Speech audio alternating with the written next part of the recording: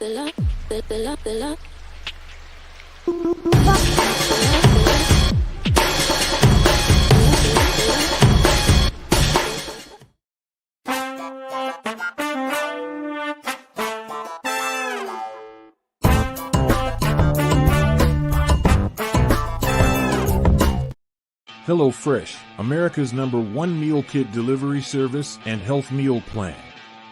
Meal kits that range from wide ranges of receipts. 16 free HelloFresh meals across 9 boxes, and first box ships free. Use my promo code POP95334 for 65% off your first box. HelloFresh, America's #1 meal kit. Sitting on the block, let me rock this here. We was down, but we came up this year. Liners, welcome. Hey, how you guys doing today? Hey, we're back with another segment of End of Week Review. I tell you what, this day's been great. The Lord's been awesome. I've declared and decreed that He's been awesome in your life as well. So let's get down into business. Weekend review. We go back over the week issues, the week stories that has, made people see, pop out, understand what, especially sports, everything else in life. So we're just going over, just a review. That's what's called the week in review. And, and the first thing that we are going to do, we're going to get started with the NBA.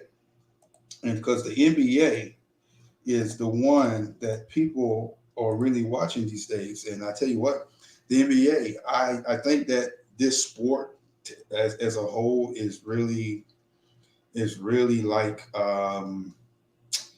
I don't know. NBA is not the same. NBA is different. It's not the same NBA that I grew up with. And point in case, what I'm saying is the NBA that I grew up with, they were more physical. They were stronger. They had more substance with them, with the teams, with the players.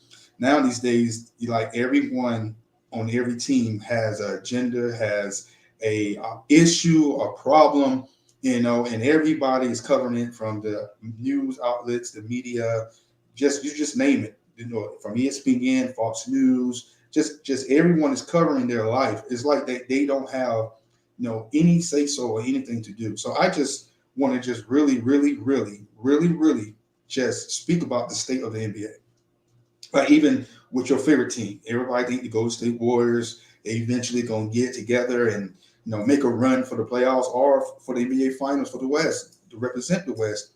I think that right now with the woes and oh my gods with that team, their road issues, they can't win on the road, and that's the road issues that I'm talking about. They cannot win on the road, people. They can't win a game on the road consistently to save their life.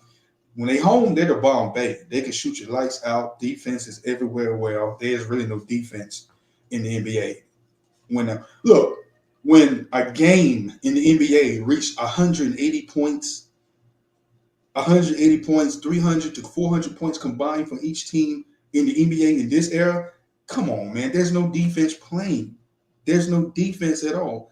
I'm just looking like, where's the defense? How are these one players get into the 50s to 60s in points, but you get 5 people on the court and only one player scoring all the points? Where are the rest of the team? Where's the center? Where's the strong forward? Where's the power forward? Where's the point guard? How is one guy on each team scoring almost 80 points a game? That's why the state of the NBA is like, eventually they're going to go to robots.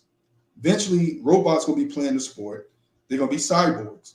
And when cyborgs come on the court, then they can shoot all over the court. The court might be in the air in the near future, the way the NBA is starting out to become.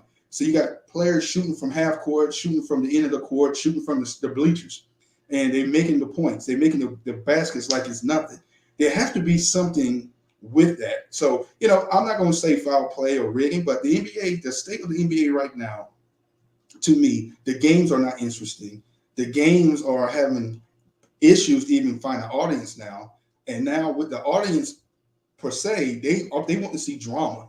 That's why they're not called professionals anymore. They're called entertainers. So if I'm watching, like say Ja, God bless him, he gets back in the league from 8 game suspension, maybe longer. I don't know. Even the interview he had was suspect, but it's okay. So the thing is, when he gets back in the league, guess what? This dude's love to yoke on people. He loves to dunk on people. And when he dunks on people, it makes it like an all-star game or NBA 2K playing a video game. There's nobody there to contest it. There's nobody that wants to be a poster. There's nobody that wants to be defensive in this league now. This league right now, let me get comfortable. This league right now is really showing itself. It's showing itself, and I'm just like, why is it not? I'm just serious, man. Why is it no one is really saying the same thing I'm seeing? That's why I stopped watching NBA a long time ago. When I say long time ago, I mean long time ago. And I'm just really saying, guys, it ain't really the same. Now, like picture this.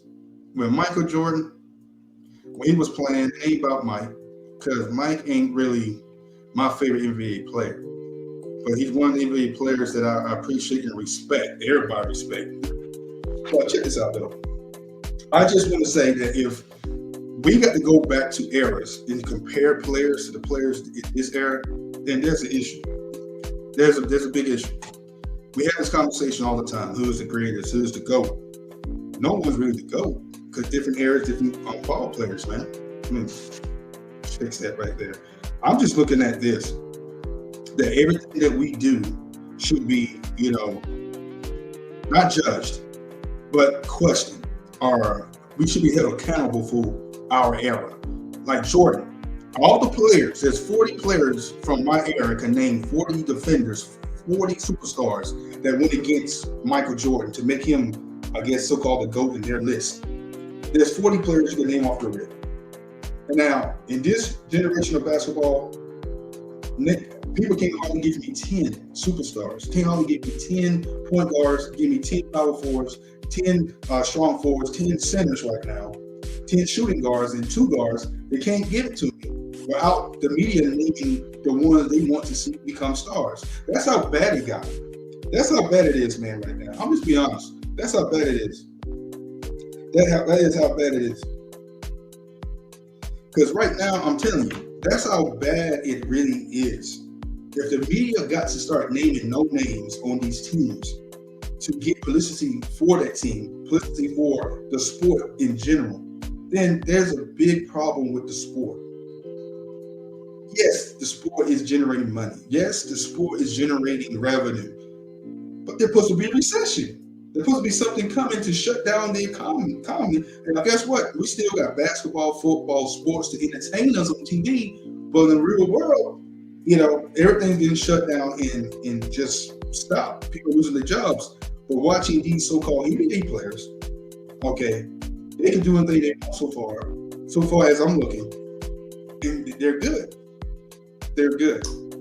I'm not here just to bash the NBA. I'm just giving you my perspective of how I see the sport right now, because it's not fun to watch. If I wanted to watch a team to always be in the hundreds every time they play, every night, every week, yeah, they're hard workers, they're sweating, they're on the floor, they're entertainers. They get paid to be entertainers. The money that they're getting, the money that they have in their account, they're entertainers. So guess what? They're entertainers. And that's what they do. They're entertaining us. So no defense. No one contesting one another. It's just, hey, I'm just going to do this. I'm just going to do that. And I'm going to make sure that I'm going to get my points. I love history making. I love history in the making. I love things that make history.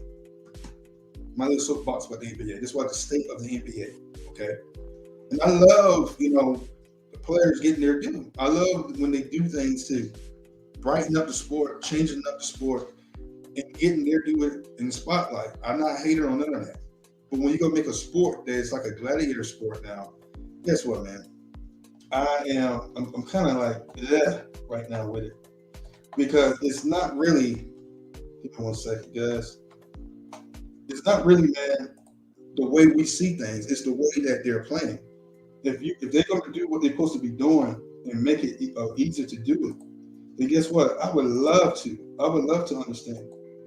So I'm just saying, guys, if we're going to be watching this sport, you got to make it better than what it is. They got to make it better than what it is.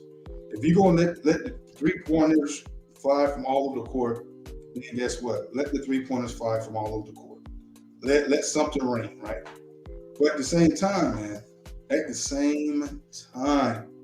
my God in heaven, do something about the state of the game. The NBA is not the same. It's watered down. It's weak sauce to me. It's really weak, man. It's weak. I just don't understand why that the commissioner of the NBA every year they get with the committee, whatever they do, talk about players, talk about what they can do, what they can't do, what the game looks like, what it should be. Because the NBA, they are trying to gain more audience and new generation. They're trying to bring them into the fold. But let me tell you something.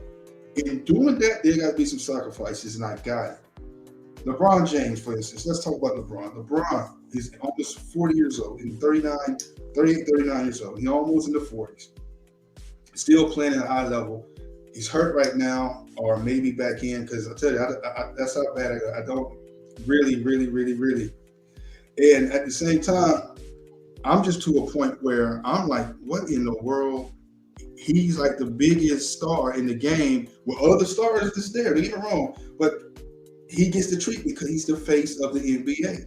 Now, who's going to be the face of the NBA when he retired? Who's next in line? You can't talk about Devin Booker is going to be the face. If he's going to be the face, then he got to show more about his game, who he is, and how he plays. Now, Kevin Durant, he's in the 30s too, so he's not going to be the next face of the NBA because his years is almost winding down as well. Stephen Curry, hint, where everybody's trying to be, and everything else. So the thing is, this is how I see it. We have to do one thing, and we have to understand one thing. If the NBA is going to be able to do things differently, to gain new audiences, bring new people to watch it, to gain more revenue, then they want to do something different. Stephen Curry, I get it. Do they want him to be the face of the NBA? But he's in his 30s too. So I guess the next 7 to 8, 9 years before he's 40, whatever, that 6 years to 7 years, well, 6 years, I think he's 32, 33, so 7 years maybe. If he's going to make him the new face, then it's going to be for a short time. So it will have to be a young guy, a young player to become the face of the NBA. Now, Ja could be that face. But Ja got a lot of things to get better at. He has to see his life now, regardless of propaganda or not. What's going on with him, I don't know. I can't tell. I don't judge people. I'm not a respected person. I'm just going by what the media is giving us. That makes sense? And what the media is showing us. So if the media is showing us a side of him that we don't want to see, but it's there, but then it's going to delay his return. It's going to delay, the narrative of him getting back on the court. Then some excitement has left the game because he's not there yoking on people every week. I'm just saying, man. I'm just saying. Bottom line, man, the NBA is losing steam. It's not the same. The NBA is not the same as we watched back in the day. When I say we, my generation. I am in my young age. I didn't tell you my age on air. Y'all crazy? But the thing is, I don't care. The thing is, my generation, we had ball players. We had physicality. We had people that want to be more than just a team player. They wanted to be leaders. They want to be seen, but some want to be genuine superstars. Now, we went from professional athletes to entertainers to superstars. So what are they really? Are they players? Are they superstars?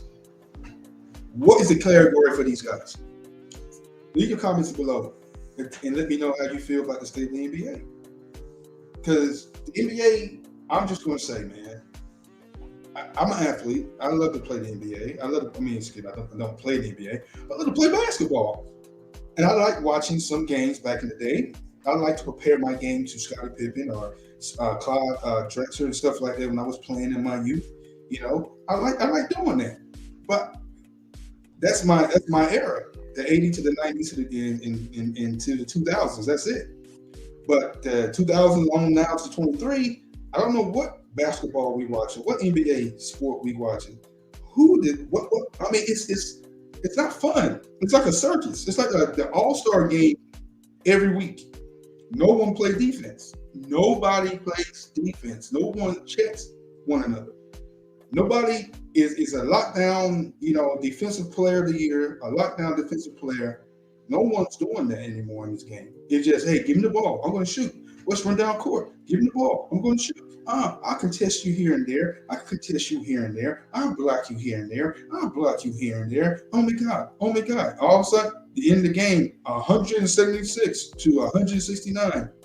Double, triple overtime. What kind of mess is this? Nobody wants. You already 2 hours and 3 hours that we can't get back. You want to keep watching this monstrosity? If you play defense, the game be over in regulation. If you play defense, guys, all the teams, if you're watching and if you get away for this, I'm not trying to defend anyone, but I'm just saying, you guys out there playing, you can earn the money, you're sweating, but guess what? Make the game interesting again. Stop with the flopping. Stop with the load bearing. I understand you have to rest, but if you're young, you guys are young, get out there and play. Load management is good for some players. Those that are in their near 40s. But you young and you want load management and you won't even hardly play 35 minutes to 46 minutes. You're on the court for like 15 or 10 and you talking about you're tired, then you gotta check your diet, man. You gotta check your diet. You gotta check your diet because the NBA, man, I don't understand how people sit there and watch 2 hours of the NBA All-Star game. That's all it is to me. It's nothing traditional about the game anymore. Everybody is just going forward, back, forward, back, forward, back, forward, back, forward, back. It's acting. Then they want to fight. They want to get technicals, and then they want to foul out, and they want to do this and that. And no, the NBA, man, I'm just going to be honest with you, man. The NBA needs to do something totally different. If you want to bring new people, you want to bring new eyes to the game, to the sport, you're going to have to evolve. Not no offensive. It's more offensive than defensive. Let's just be real. It's more offensive than defensive, and it's not fun no more. It's just watching the circus on the court. 3-pointer here, 25-footer, 65-footer. There's hardly no more blocking. There's hardly no more check down. It's just watching people just running back and forth and get sweating. That's all it is. That's all it is, man. That's the state of the NBA, in my perspective. Now, all the hardcore basketball fans out there, all the NBA fanatics out there, check this out. I'm just giving you for how I see it. The highlights, how they talk about it, the people, the players, the so-called experts that play the game. Now they analysts on sports channels. I just listen to what they say. I listen to how they see the game, how they played when they played it, regardless they were great in it or not. Their name is known now, but they known on the court when they was playing. But they do have insight. They do have enough knowledge to give the audience what they want and enough analysis to, hey, get some stats about certain players. But hitting like 46 points, 50 points, 60 points almost every game you play tells me, it surely tells me that there's no defense no more in the NBA. No one really is doing a defensive job. How are you on the defensive team, all defensive team, what it's called, every year, defensive player of all-time leaders, or whatever the thing is called for the people that play defense, the all defensive team, something like that. So if you're on that every year, but there's no defense playing, so how are you nominated for that all defensive team and you're not playing no defense? How are players voted to the All-Star game, which we know how it is no longer like a natural vote? It's just fans voting for who they want to see on each team play. I mean, that's not fun anymore. It's never been fun. To me, it's a joke. And then the All-Star game, then you got all the All-Star games, and they're not really doing anything, just scoring. No one stopping. So it's just like a carry on and continuation of the same thing in the normal games. It's not fun. It's not fun at all to watch. Look, I like to value my time. Case in point, doing my podcasts. That's to me is me valuing my time, to put content out there for people that subscribe to me, that watches or just clicks off.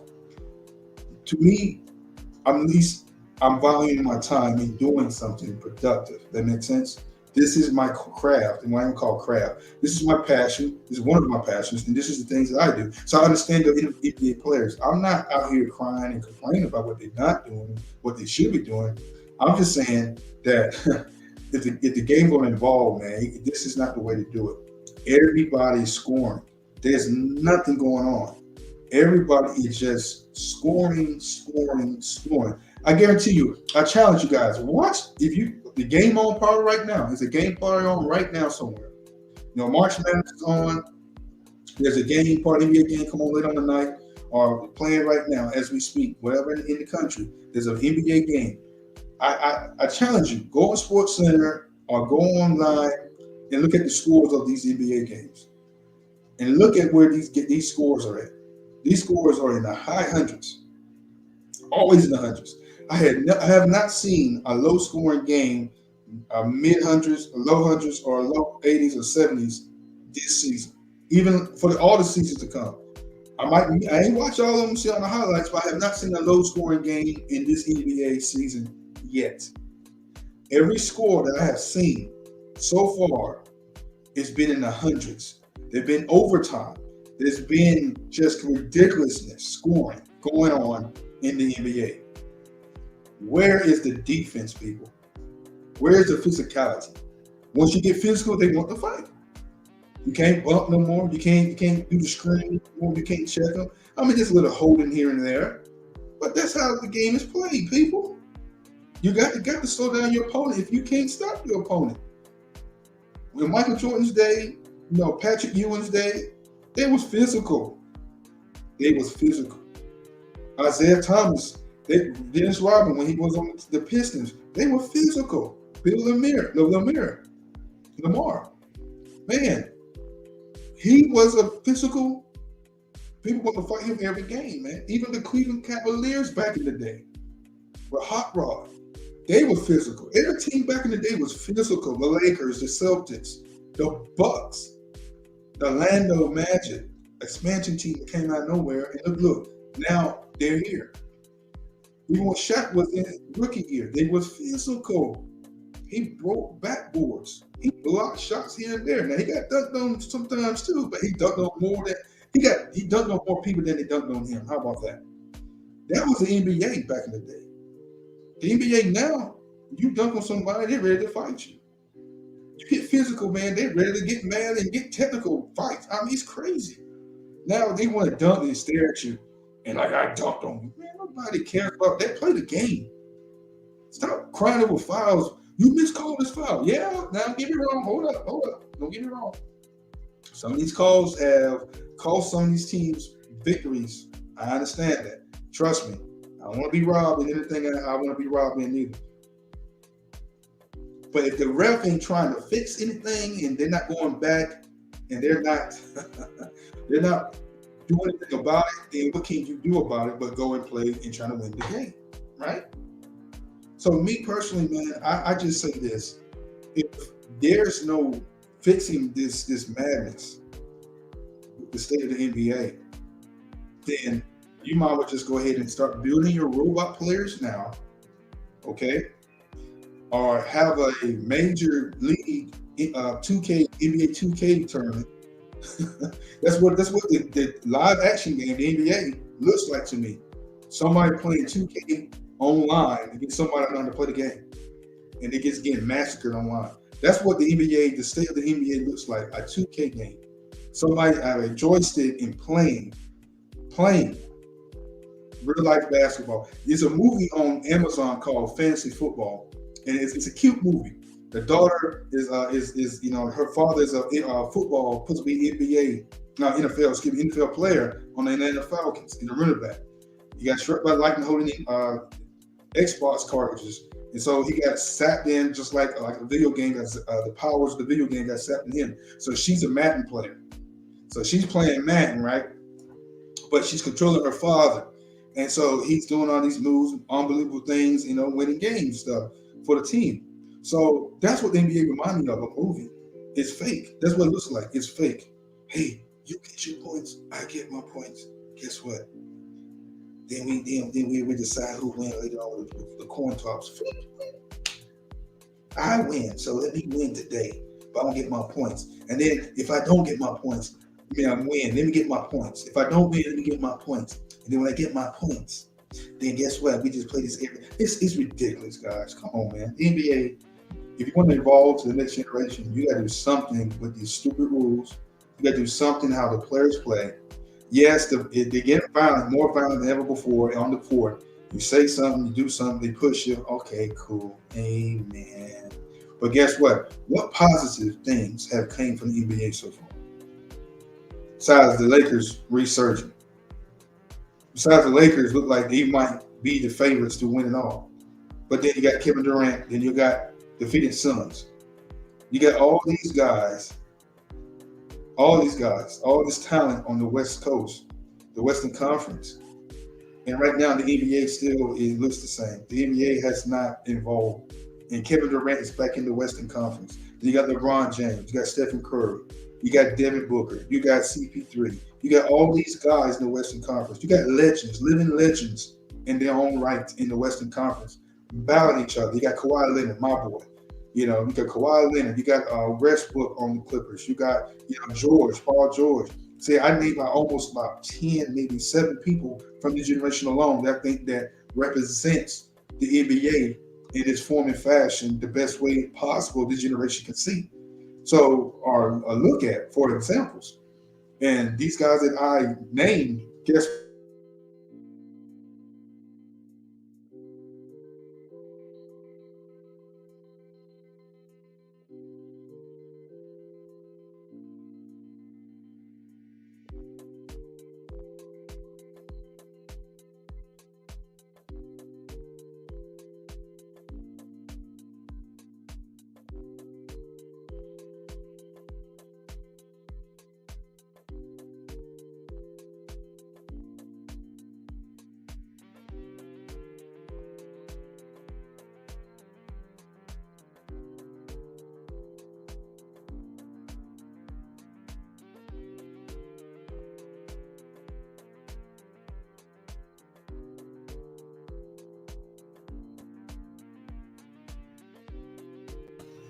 Okay, we're back.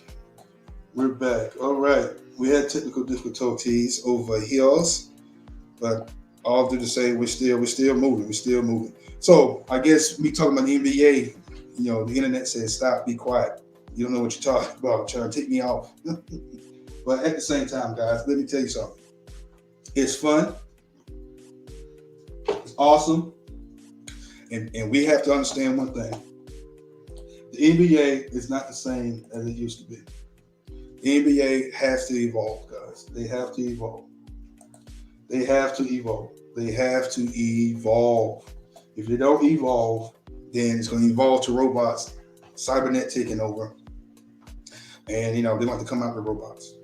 Robots want to take over and do the same thing they're doing. At least we get some physicality. The AI going to hack up and they're going to fight robotic fights and stuff like that. So, I'm waiting for that. The future of the NBA, robot wars, robots.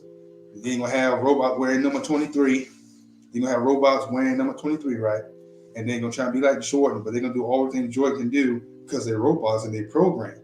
But humans, the human element, not so much. They're trying to be robots themselves, man. You can't do everything that you want to do. Seriously, right? But I digress, sir. I digress. But let me tell you something, guys. Look, the NBA is a fun sport when it's actually people are having fun on the court. You see the players, they're not having fun on the court. They're not. These players are like, oh my God. In and out, I'm doing this and doing that, and there's no change. There's no change whatsoever. None. There's no change whatsoever. None. So they look tired. They look wore out. So, and I done wore out the NBA so much. But we're gonna go to the next topic. We're gonna go to our next topic, and that is the NBA side of stuff. Ain't the NBA, but I tell you what. Even with the NBA, and this is the bottom line. The bottom line of the NBA, if they gonna evolve the sport beyond what it is right now, the NBA is not gonna last much longer. That's the bottom line. The bottom line, NBA need to evolve, need to move on to something better and great and new. If they don't do it, the NBA is going to fail. It's going to fall hard.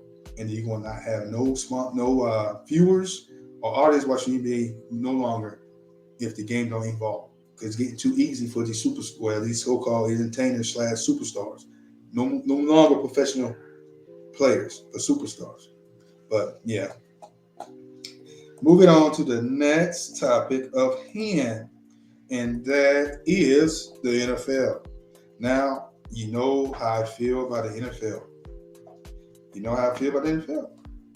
The NFL, the NFL right now, so far, let's talk about the NFL. What has happened this week? A lot of players are changing homes this season. A lot of players are seeing new teams. A lot of moves have been made in the NFL, especially with Chicago, especially with Carolina, especially, with the Colts, especially with the Rams, the Eagles, Cowboys, New England, Las Vegas, These guys have made some major moves. Jimmy G, Jesus, he's home. The Raiders got the quarterback. I mean, it was sad for me to see Derek Carr leave. And don't get me wrong, it was sad for me to see Derek Carr leave. He's not an average quarterback, an underrated quarterback. He's a good quarterback. He's a good quarterback, guys. He's a good quarterback. But is Jimmy G an upgrade to Derek Carr?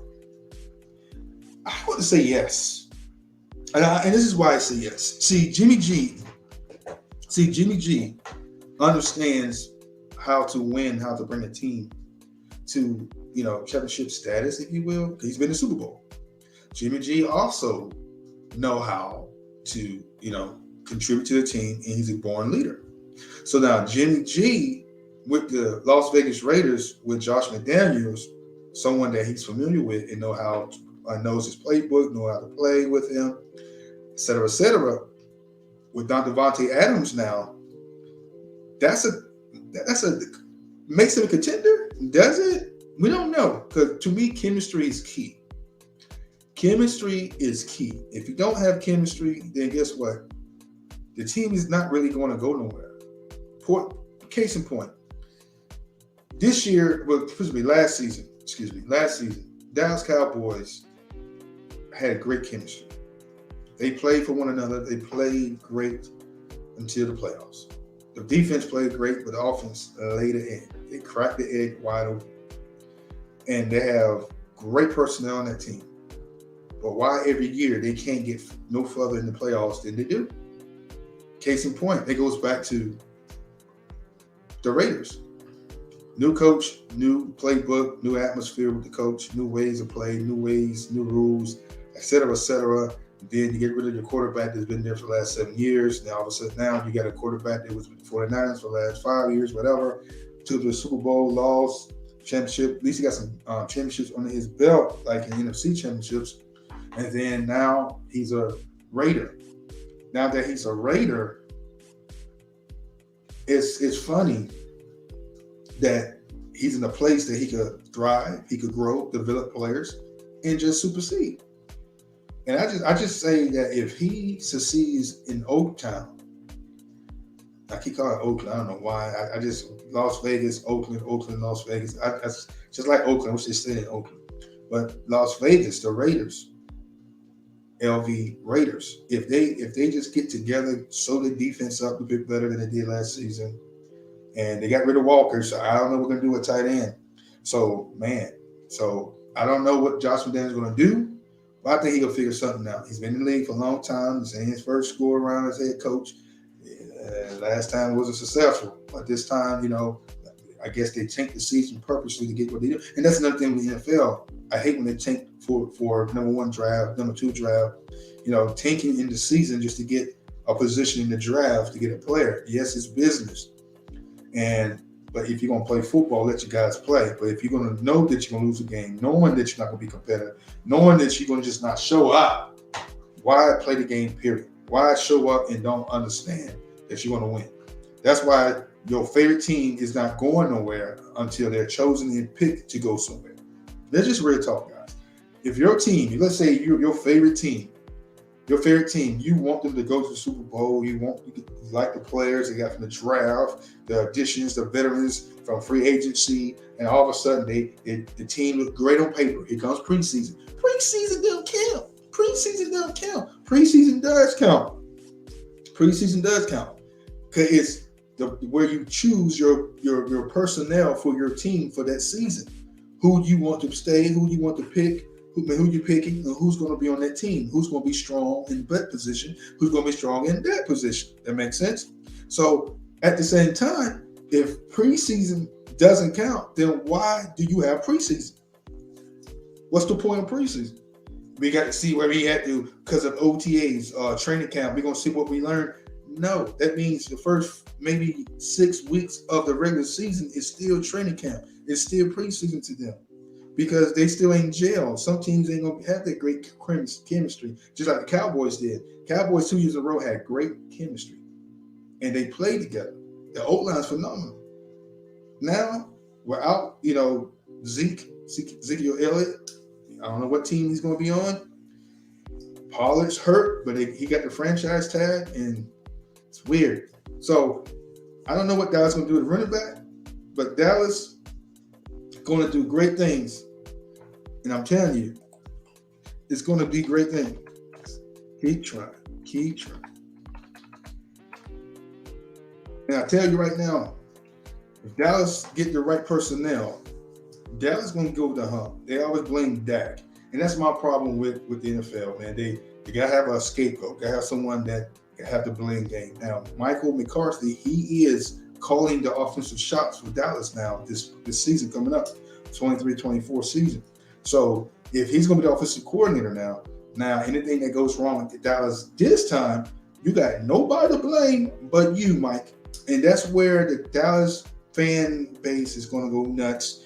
Mike might get fired because, Sean Payton's off the table now. He's a Bronco. So the thing is, who's going to take place? I don't think he's going to get fired, really. I think that he's going to be kept. They're going to hire the offensive coordinator. Now, Mike is handling the duties of that and head coach duties. So I just want to see what Mike do. I just want to see what Mike do.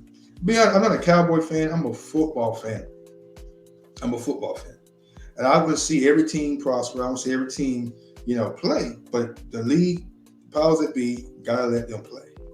If they don't let the teams play, then what's the point of having football? What's the point of having a sport that people cannot play? You're out there getting hurt, out there losing their, bowels and bowel movements and stuff out there, eyes and nose getting broken and stuff, and then find out that the teams lost because they didn't want them to win. They knew they didn't going to win because of the point spread. They're betting. And I think that's another problem with sports. You tell me, right down in the comments below, what do you think about gambling in sports? I think when gambling was made legal to be bet on, it was people were doing it anyway. DraftKings was happening doing it already. But when it came super legal across the country, it's just the game, the point spread, everybody's making points. The point spread or over or whatever it's had. And it's making the sport more political, more like it's not even a sport no more. It's more of a cash grab. People want to get rich. They want to pick the teams. They'll have, it's just like the lotto, the lotto. When you put your numbers in the lotto, you're hoping that you'll win. You hope you're going to get something, but you don't get nothing. When you gamble like that on a sport, it takes the fun away because now people are putting big money on these teams and they're being chosen to go because you got the championships are bought now. It ain't really fault. They're bought. And now since they're bought, guess what? It's not fun to watch no more, man. It's not fun at all. It's not fun at all. And I'm telling you, man, it's just when the sport becomes mediocre, when the sport becomes, man, we could go on and on about this, man, because you guys already know my how I feel about the sports, regardless. I watch it regardless, not kind of entertainment, but everything's rigged to me. Everything has a script, even football. Wrestling got one, football got one, boxing got one.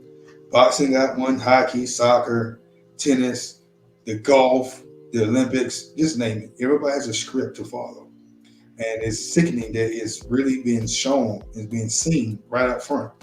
And people just thinking, you can't rig that, you can't fake that. I mean, certain things about the sport, the football, hits and stuff, you can't fake that. Yeah, people get now, you can't fake the hits, but you could target the hits, and that's still intentionally and purposely done. So is it scripted? Yes, because you're targeting an individual to knock them out the game. So the atmosphere, the momentum of the game could change because you hurt the X factor that's actually hurting your team. So someone is going to target the individual to get them out the game so the momentum can switch so the other team can start prospering on the field. Is that scripted? Yes. If it wasn't, it wouldn't have been a big scandal or big problem back in the day, a few years ago. Greg Williams, I think was his name. He was on Williams from the Saints, and he's telling players to target other players so they could knock them out so they could win the game, end the game, or momentum switch the game. Stuff is real. But is he out the league? He probably still a coach somewhere, but he's still in the league. And so people don't believe it's rigged. Yeah, this stuff is rigged, guys. This stuff is rigged. Everything is rigged. The NBA, everything. So why talk about it? Well, somebody got to talk about it because what you going to talk about on your show? Hollywood Squares, which that's funny. But football is football. So I'm a football fan. I'm going to tell you real. I love football. Football is awesome. It's a sport that men could watch, women could watch, but it's a sport, a gladiator style sport that shows the testosterone of a man and another man to win the game. I'm getting your territory to score. You don't have to push physically to get your territory to score. That makes sense? And so that's the beauty of the game is the skill set, the speed, the accuracy, the smarts, everything about the game, the chemistry, the team playing as a unit, as a family. That's the mentality we was taught playing in high school. Hey, we're a family. We're not just a unit. We're a family. We're going to fight for one another. I like to see stuff like that in the NFL. I like to see that in college football too. And so when I don't see it and I see the scriptness and I see the rigging, guess what? That's how it is, bro. That's how it is. The NBA, NFL needs to do things the way it used to. I understand they want to be safe.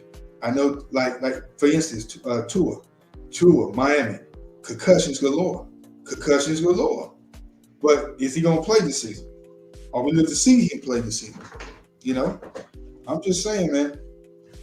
Ooh, it's just crazy stuff, man. Just craziness, man. Just craziness. And I just think that, even with Tua might have to sit out. I believe he's still in concussion protocol as we speak. I haven't heard anything more in updates on his health. But Miami, gave his fifth option as their quarterback. So obviously something's going on that he's showing promise. And the thing is, he's showing promise. He's showing what he needs to be doing. And I see it. I want to see how they protect him this coming up season. See, I just want to see teams, that do great prosper. Trevor Lawrence finally got his due. 2 years in the league, trash. Third year, came on strong. But is it scripted? Did they give it to him? They need somebody? Did he do it? I think, it's scripted.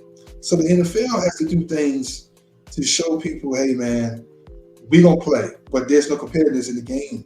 Now, getting hit here, getting hit there, that's great. The game is physical because you got people with pads on. But if your team, do you want to go to the Super Bowl and the game is scripted, do you believe your team, like you say, if your team is Detroit Lions going against Kansas City, Patrick Mahomes, Detroit goes to Super Bowl, but your opponent is the Chiefs, Kansas City Chiefs. Do you think that they're going to give it to Detroit Lions unless Detroit Lions got some players and some ball skill players that could trump and match up well with the Chiefs, that they're going to give it to Detroit Lions and the unknown quarterback versus Patrick Mahomes to face the quarterback? Do you think your team's going to win if they face the Chiefs in the Super Bowl? Do you think that's going to happen? I don't think so. Now, are they going to let Patrick Mahomes go to the Super Bowl every year? I don't know. But he's the face of the NFL now. Tom Brady is out of here. Well, we don't know yet if he comes back or not. People can change their minds. But Patrick Mahomes, he's a face. The $500 million man, 10 years. Guess what? Guaranteed money. He can just look and get paid. Is he sorry? No, he's not. I'm not going to sit here and bash Patrick Mahomes. I'm not going to do that. Patrick Mahomes, I see that he got some skills. He got talent. He has quarterback awareness. His IQ is off the chain, man. I'm telling you right now, I like to see him play, but it's sad to say that I know what's happening. He's the face of the NFL. He's going to get easy street. He's going to get that favor. And guess what? When you're facing the NFL like that and you getting favored like that, guess what? It's going to hard to beat you because you're not the ones to want to win the game. They are. The Chiefs is going to be the dynasty. There's no other dynasty at the same time with Patrick Mahomes with 2 rings in his youth. 2 rings. You think Josh Allen will get his? Josh Allen should got his 2 years ago. Now, put this way, I love Joe Burrow. I love what he's doing. To me, he might be, look, Joe Burrow, he's the truth. I ain't gonna lie. He's playing. He's playing like, man, I don't care. I'm going against the system. And I love his mentality when he does that. But he beat Patrick Mahomes 3 times. The 4th time he met this guy, AFC Championship game, all of a sudden now, technicality, let's be real. They cheated for the Chiefs. They cheated for them. I don't care. They cheated for them. That's why they won. The Bengals 2 years in a row should have been the Super Bowl, and the Bengals 2 years in a row should have been Super Bowl champions. That's just my perspective, and I'm telling you from where I see it, that's really football. The Bengals are playing football. They let them play, they can beat any team in the league. But when it's time to, hey, we got to throw the flag, you can't do what you're doing. You're beating Patrick Mahomes. You can't outdo the face in the NFL like that. Why? His team does not match up with the Bengals. Defense-wise, the Chiefs are not shabby on defense. They're not shabby on offense. But there's no way they should have beat the Bengals again. There's no way they should have got any close to beating them the way they did. I know the push out of bounds gave me the penalty they want. No. The Chiefs could not move the ball in the 4th quarter like that, like they was doing the 3rd quarter. The Bengals was coming on. Joe Burrow was getting hot at the right time. But that's the past, because that's over. I'm just giving you my spiel of the game. Patrick Mahomes is the face of the NFL. Everything he do, everything that the team do, where they go in the season, this coming up season, they're going to get the favor now. And when you, in a big, meaningful game, the Chiefs going to get it all the time. Every time. The Bengals and the Bills supposed to play. Dude got hurt, cardiac arrest, right? And Damar got hurt, cardiac arrest, right? All of a sudden, they rescheduled the game, post the game, nothing. But all of a sudden now, the playoffs, no, let me skip back. I'm missing a step. The number 1 seed was supposed to be determined by that game. Whoever won that game, the Bills would be number 1 seed, and the path to the Super Bowl would go through Buffalo. But since they didn't replay that game, the Chiefs, by default, became number 1 seed and got a bye. And that's wasn't fair to the Bills or the Bengals. I picked that the winner of the Bengals and the Bills game was going to represent the Super Bowl. Going to be the one of those teams will be the representation of the AFC in the Super Bowl. Man, did I get slapped in the face. Man, did I get drop kick in the chest. Man, did I get put up like I'm a liar. Because I know the teams that should be going. I know football. I see it. I'm a player at heart and a coach at heart. The teams that don't go are the ones being robbed. Nobody wants to see Patrick Mahomes get 3 or 4 rings. And then guess what? It's a slap in the face to all these quarterback winning, high talented quarterbacks. I know people don't like Cam Newton. I mean, that's my quarterback. I support that. That's my quarterback. But he got robbed. The Broncos beat them. I ain't going back and forth on that. He played the system. He's part of the system, and he threw that game. And I admit that. Cam Newton threw the Super Bowl. And yes, he knew what he was doing, and I don't care. It was rigged. Pat Manning couldn't play, couldn't throw 10 5 yards. All of a sudden now he got a Super Bowl. Broncos barely made it to the playoffs. And all of a sudden you in the Super Bowl, oh, anybody can go on a hot streak at any time. No, stop. Just stop it. No, they can't. I don't believe. Look, Any Given Sunday. I love Any Given Sunday. I love that movie. My favorite football movie of all time. But I do not believe it in football. There's no such thing because I play the sport. I play semi-pro football. I see it. There's no adjustment in the world that you could just adjust that fast and just come back and win a game just like that and just change momentum unless the other team just shut down, collapse, or busted coverage. But guess what? That's what the narrative. That's the excuse. He blew coverage. He blew the coverage. No. Unless y'all did it on purpose. The whole game you playing man. The whole game you're playing man, shutting them down, shutting the running game down, shutting the pass attack down in the middle, on the sides, the slants, the curl routes, all that. And all of a sudden, when the fourth quarter comes and when meaningful minutes now, all of a sudden you have a breakdown in coverage and defense, and another team come back and score two unanswered touchdowns, and they win. Stop. Just stop it, man. Why in the world you let Jalen Hurts do all that running, do all those things in the Super Bowl, and he knew he was going to win? All that hype, all that hoopla, blue blah that he was doing, knowing that he was hurt. His shoulder you could tell he was hurt. He threw the ball here and there, but he couldn't throw the ball down 20 yards to save his life in that Super Bowl. And all of a sudden it showed, but he tried to do an Hail Mary. And then you tell me that this game ain't rigged? They knew that dude was hurt. All year long, I said that Eagles was the hype team, someone for Patrick Mahomes to just play against.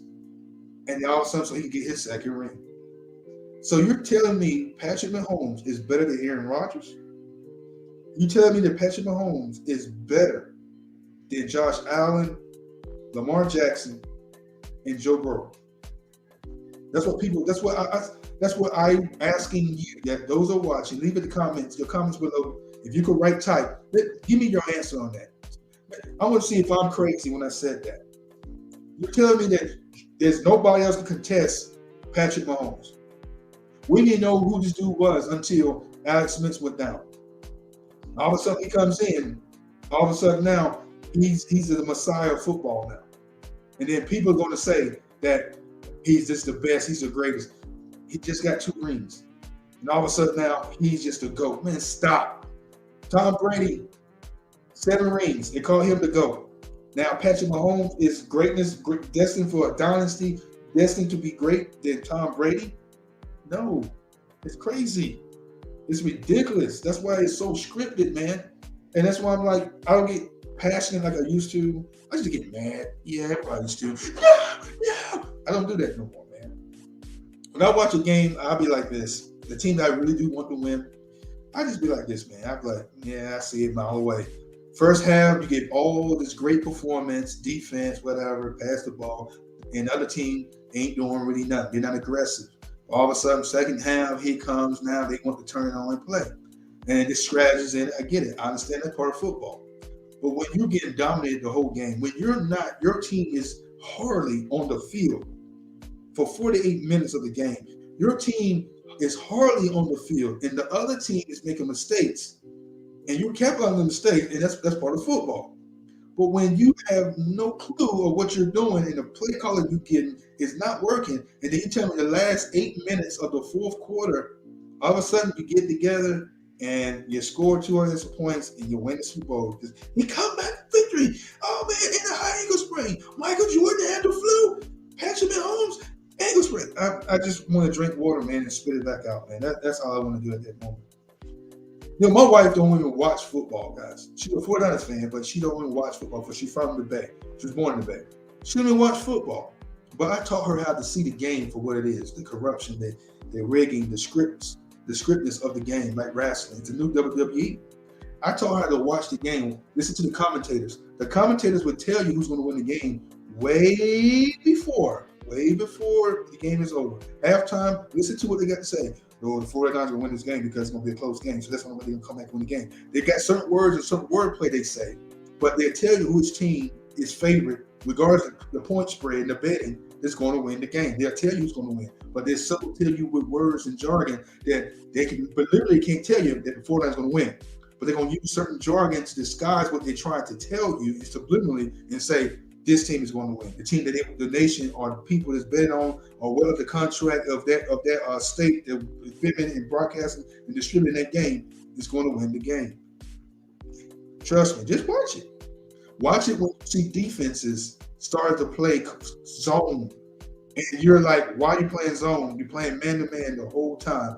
Now, when you need to be aggressive, when you need to be not conservative and be aggressive, you're gonna back off and play zone, and knowing that you're playing a quarterback, for example, Aaron Rodgers, Patrick Mahomes, Tom Brady, even Joe Burrow now, and you're telling me you're gonna play zone coverage versus man-to-man that was shutting the team down to begin with the whole entire 48 to 55 minutes of the game. All of a sudden now, you playing zone coverage, and they're tearing your defense apart and scoring at will, and then other teams, like, they have no answer, nothing to. So I know what people are saying right now that's watching. You can adjust and win the game. I'm like, no, you can't adjust like that just to come back and win the game. And all of a sudden, the other team just did all that just for entertainment. But they did, because they're scripted. They're just like the NBA. They're not called professional athletes anymore. They're called entertainers. And so they got their act. And I'm telling you, the people that's blind to the sport, they just want to see them hit. There's some people out like that just want to enjoy the game. I'm that person who want to enjoy the game. But when I start seeing the stupidness and the written and all the corruption, I'm telling you right now, man, I'm like, nope. So this is what I did this season. I like to watch the matchup, see where they match up well. When some teams did, some games they did. But then when I sit there and watch the games that had no meaning at all to me or to watch, I'll sit there and watch for a few minutes and see what's going to happen and see. I can tell you which team is going to win off the jump, just by watching the other team not being aggressive enough. And that's the team you know is going to lose. And I'm watching. I'm like, well, not watching that. Well, back to the story. I just got sidetracked. My wife don't watch football. And she watched the Super Bowl with me. She took a piece of paper, wrote down the team's names, and wrote down the score and turned it over. Didn't show it to me at all. For what I have taught her how to watch the game and to see how the game and how to break down, the scriptness of the game. So she was watching. Philly was doing some great things in the game. And at one point, I do believe, this is just for me, I believe that Philly tried to come back and win that game. The Rays like, forget what you're trying to do. We're going to win. I think they really said, forget it, we try to win it. So my wife, she was like, ooh, you know what? I'm going to keep my score. Not going to change my score. I'm going to keep the same score down that I wrote at the beginning of the game. I said, okay, cool. So here comes the last few seconds ticking down. The score was the Chiefs 38, the Eagles 35. So I said, sweetheart, show me what you have on your paper. My wife took the paper, turned it over. She had the Chiefs. Now check this out. A person that don't watch football on a regular or period, well, her team playing with them, predicted the score. And the score is so close that she predicted that it was crazy. And she don't watch football. She picked her score for the Chiefs was 38.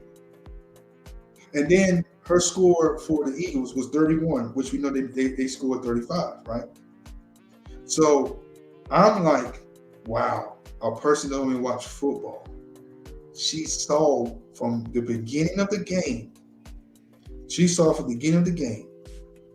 And when she saw from the beginning of the game, she sit there and predicted the score that she really don't even know how to predict in that manner of watching the team.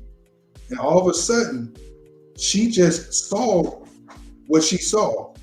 And I'm like, oh my goodness gracious. This person, which is my wife, saw the score of the Super Bowl and she predicted how close as possible, and she doesn't watch football. A non-football watcher or a person that watched the game predicted a score so close without even knowing what's going on in the game that it almost came true. It was so close. She wasn't a gambler. She didn't bet.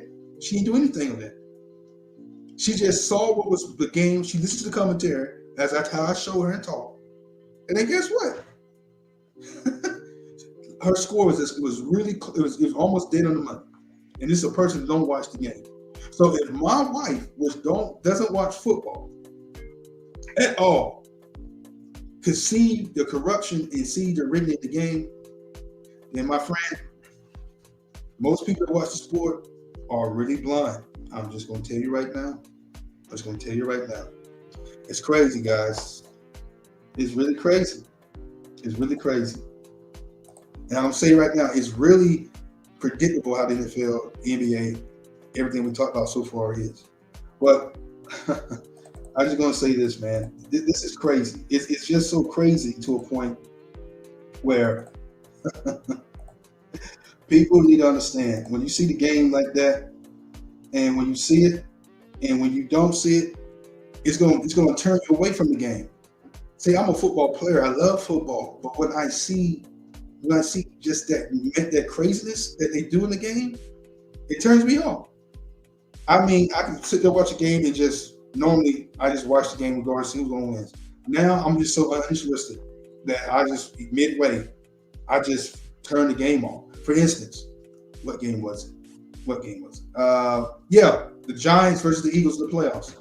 I thought the Giants going to show up because what their performance against the Vikings. I'm thinking they're going to show up against the Eagles. The Eagles, they're rivals, East rivals. The Giants can cover and show up and take it to the Eagles. Jalen Hurts is still showing signs of injury. So I think Daniel Jones and Saquon Barkley is going to go and wild out. Man, I watched them get in that game, 31 before, 30 points, almost 28 points, 30 points, 31 points before halftime. I sit there, took my remote, and went click. Not watching that game. I wait for the next game.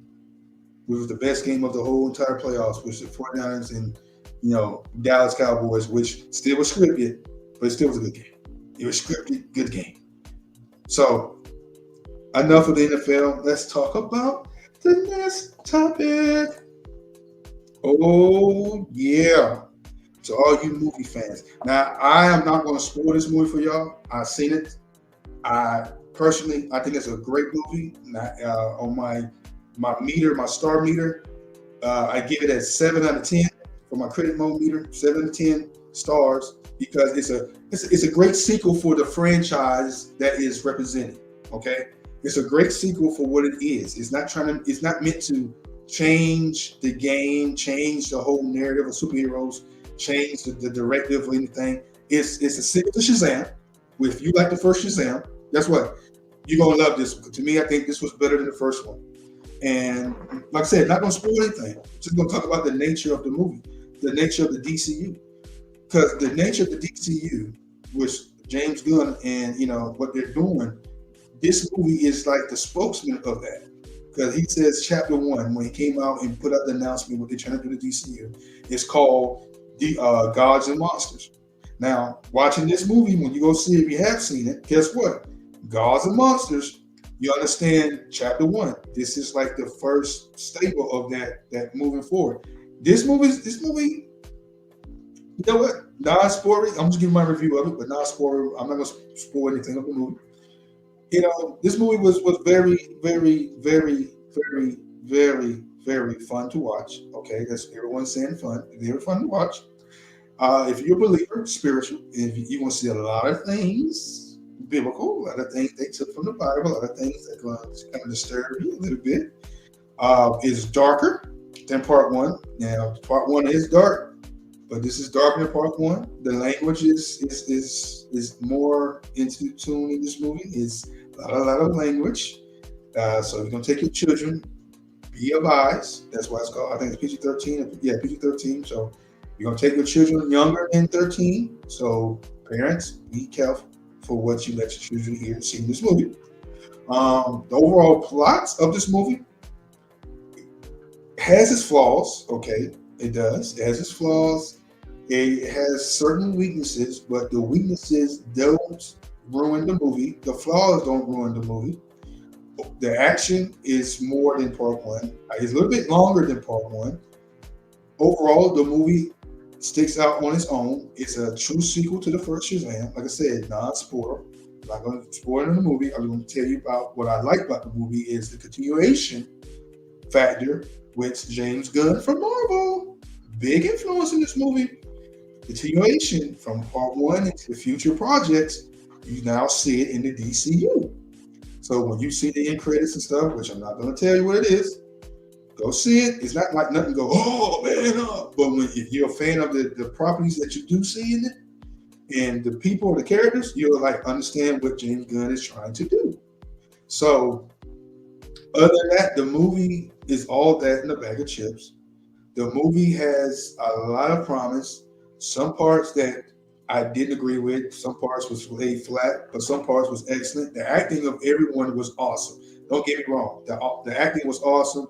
Everybody acted in this movie. They showed out. They gave their own distinct personality to their characters and to their abilities. Like I said, spoiler here.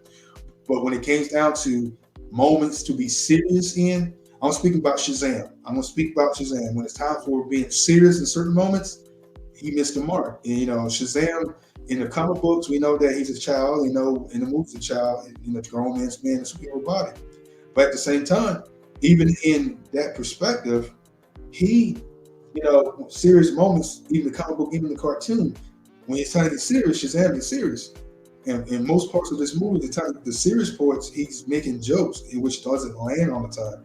So I'm just going to say that this movie is a great sequel to this franchise. It's not meant to change the genre. It's not meant to do anything special besides be a sequel to what? Shazam. And it's a great sequel.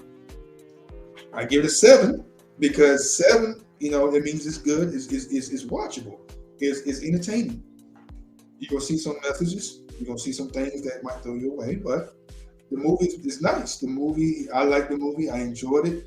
Now, like I said, my rule of thumb is that back-to-back watchable. There's a back-to-back quality to watch. Like my dad always told me, it's not back-to-back worthy to watch back-to-back, then it's not good. Me, personally, with this movie, I can't speak for everybody because I've seen the movie. This is like my little review of it. The movie is back-to-back watchable quality. Back-to-back, you can watch it. And the reason why I say that is because you can watch this. It's good enough to watch it back-to-back. Now, only thing I do hate is the long commercials before the movie. I love trailers, man. Get me wrong. I love going to movies just to watch the trailers too.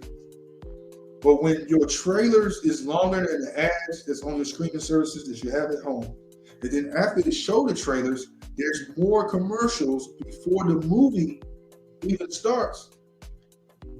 The experience right there alone puts a bad mouth in my taste. Bad taste in my mouth. Excuse me.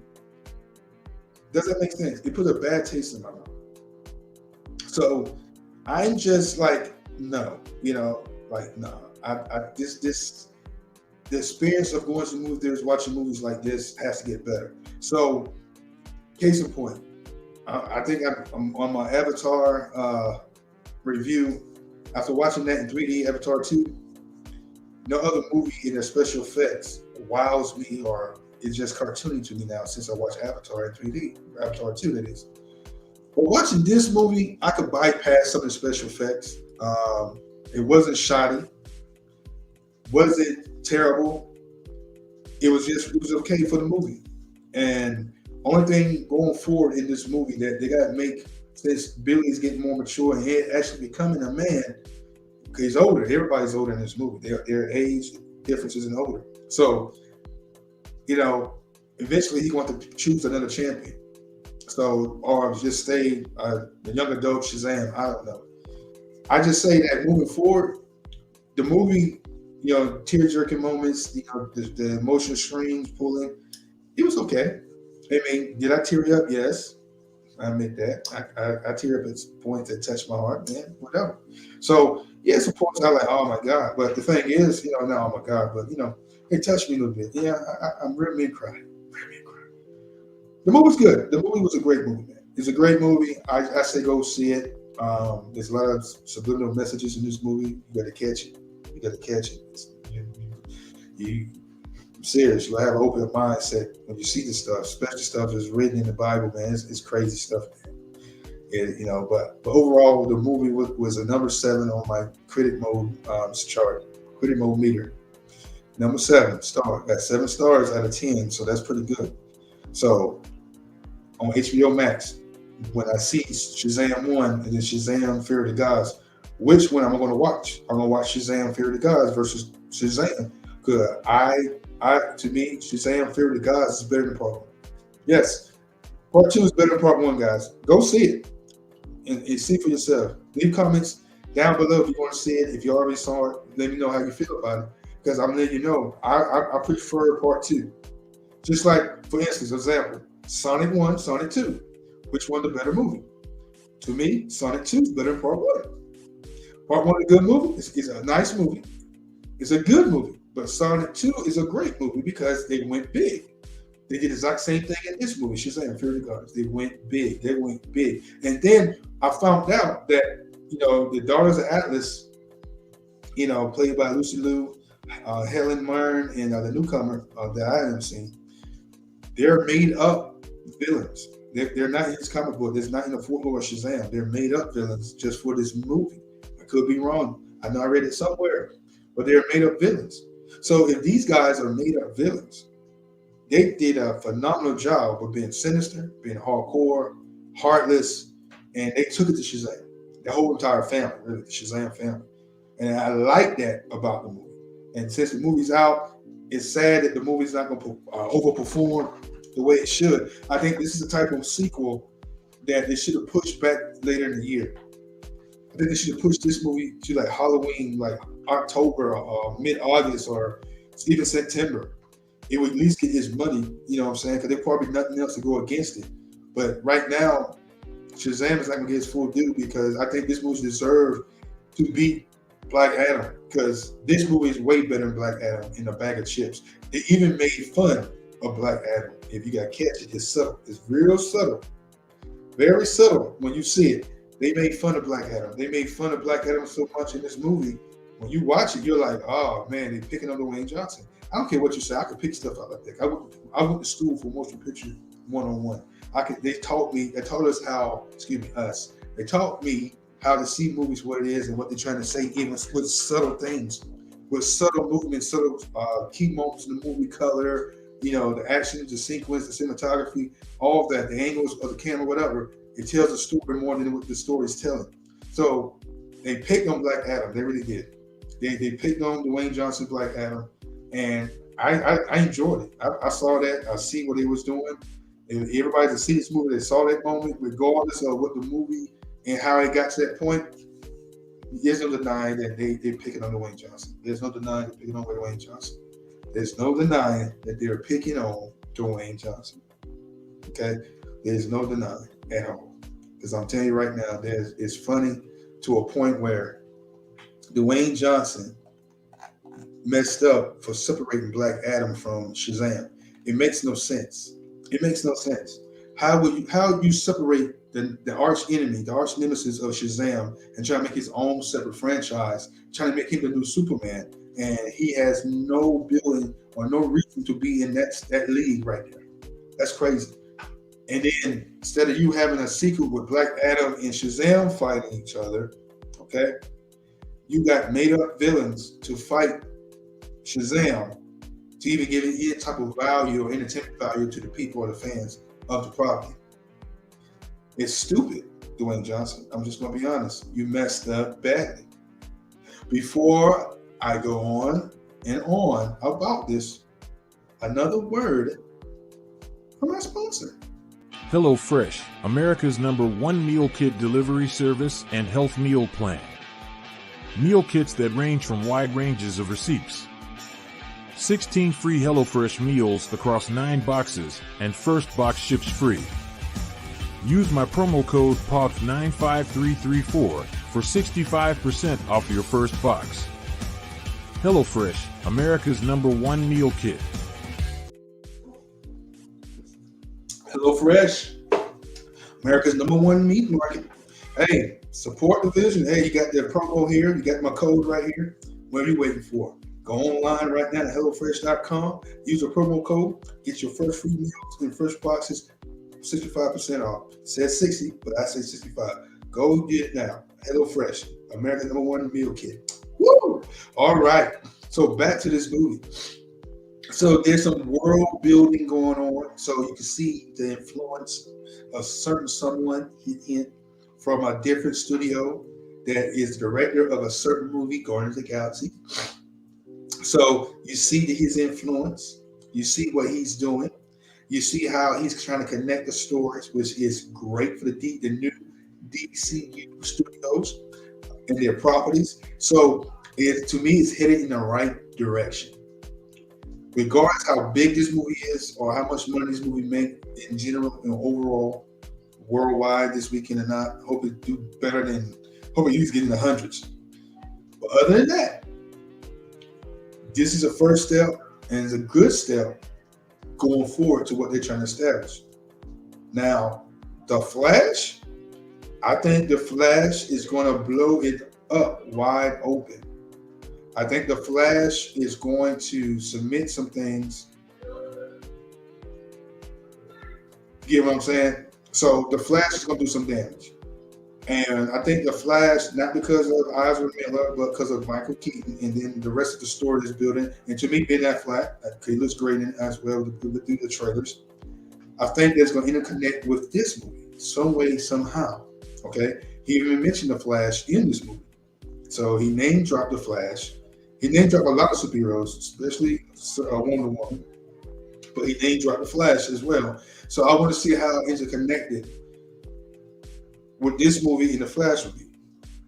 So don't know how they're connected or not. I don't know where they're going to go when Barry resets the whole DC universe.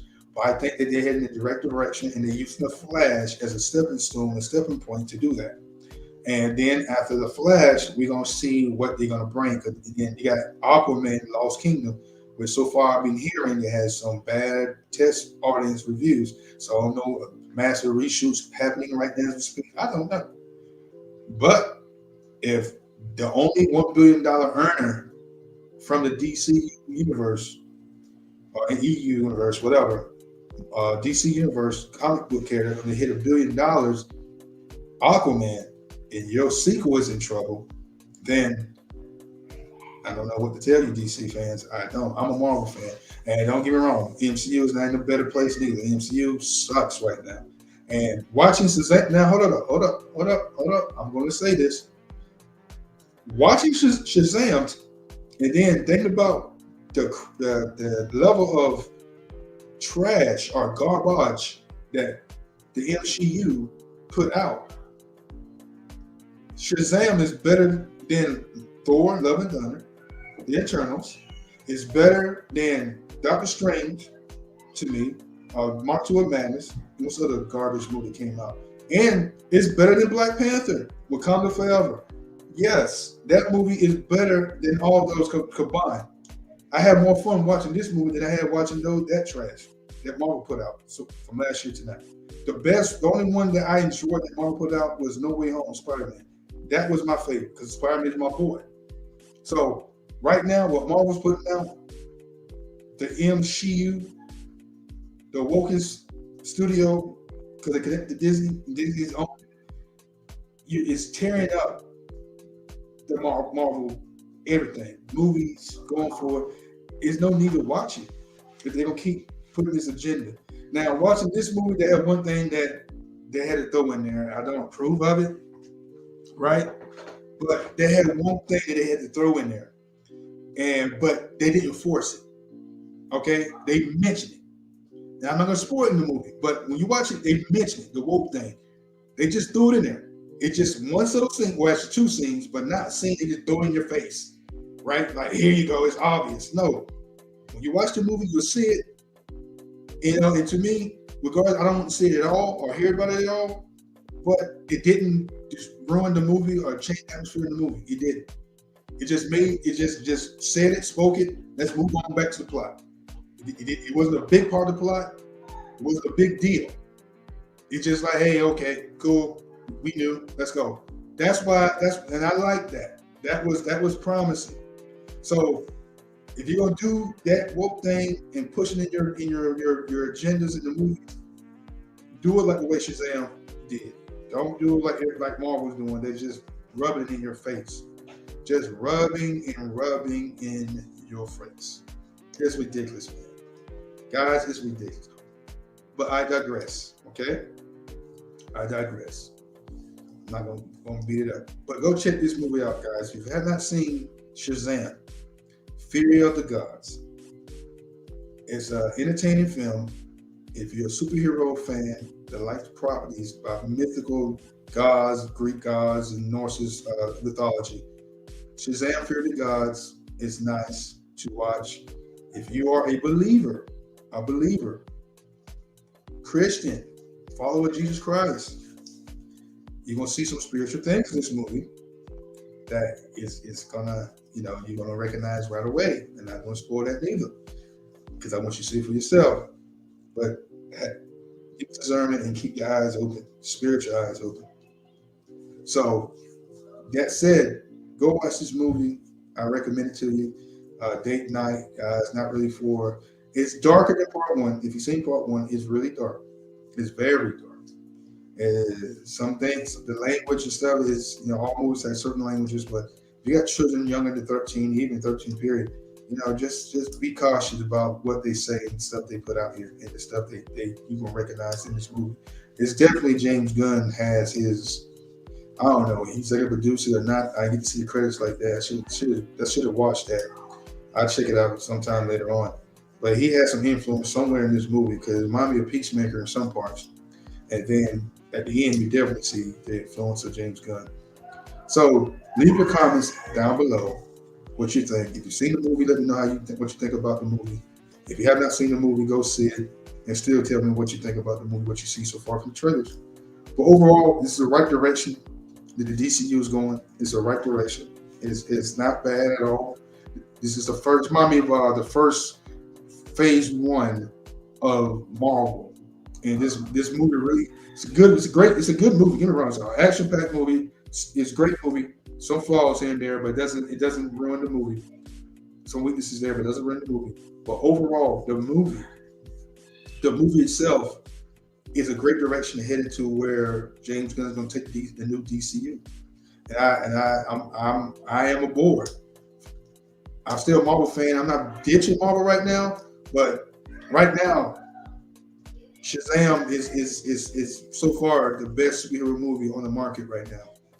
Everybody else is trash. Anything else is out there is not going to compare to Shazam. So DC got a hit to me financially, box office wise. It's not going to really show this weekend. Maybe it's the wrong weekend to bring it out. They should have brought it out last weekend. I think they should have brought it last weekend, prepare for this long week for the spring break and stuff. But I guess they wasn't really thinking about that. I guess they want to go against Scream 6 and stuff like that. So I can understand that. But it's sad that a movie like this, a sequel meant to be a sequel, nothing more but a sequel to that franchise, and it hit it out of the park. It did what it's supposed to do. It did what it's supposed to do. And I appreciate it. I like it. I'm like seeing it. It was awesome. And at the same time, I had fun watching it. I enjoyed it. Some things that, really got to really watch. But other than that, man, it's an excellent movie. 7 stars out of 10 on my critic meter mode. Critic meter, 7 stars out of 10. And so it's all that to watch. And you always go back and forth and watch it. So, like I said, non-spoilery. It's my review of the movie. It's better than what I thought it was going to be. My expectation of the movie, going to see this movie, I thought it was going to be trash because of I don't go by what people say about movies. I still go see it regardless. And I thought all the reviews was going to turn on my experience watching this movie, but it didn't. I went and I expected something different, and I got something different. I got something that was better than what I expected, and that's good. That's great. It's enjoyable to watch. It's funny in some parts. Some parts will fall flat. But other than that, guys, the movie is enjoyable to watch. Go watch it. You will have fun. Take your spouse on date night fellowship, and just go. Take your brothers in Christ, or take your brothers in in the hood, whatever you do. Just take and go see it, man. All right, guys.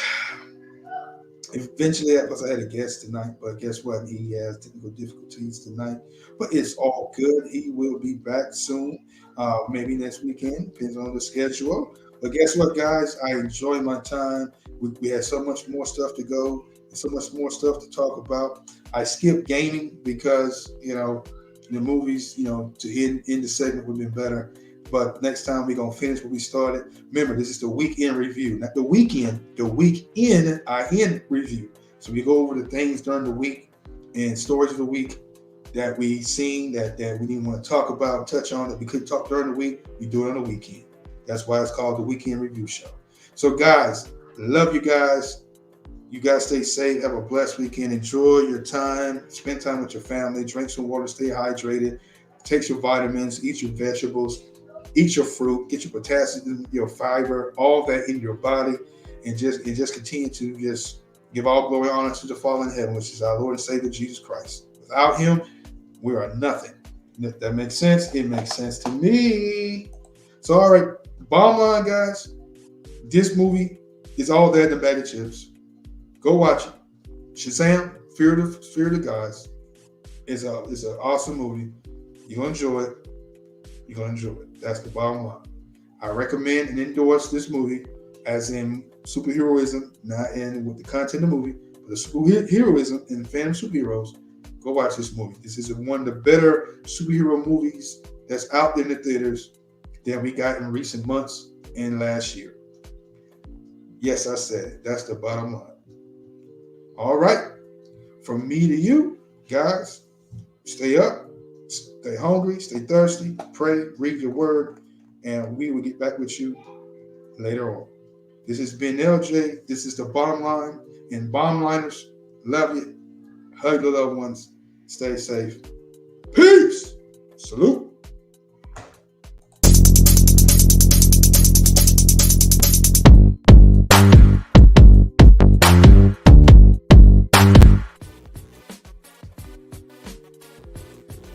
The Bottom Line, weekdays on LDB TV. Presented by LDB Media Corp.